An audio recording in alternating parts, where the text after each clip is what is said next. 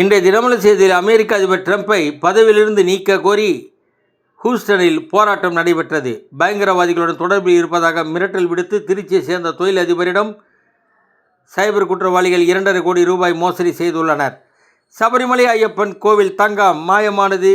இவ்வளவு காலமாக விசாரித்து இதில் தங்கம் அல்ல செம்பு என பதிவு செய்து தங்கம் திருட்டில் பித்தலாட்டம். பல்வேறு மருத்துவ பணியாளர்கள் பணி நிரந்தரம் கேட்டு போராட்டம். ஊதிய உயர்வு கோரி கிராம உதவியாளர்கள் போராட்டம்.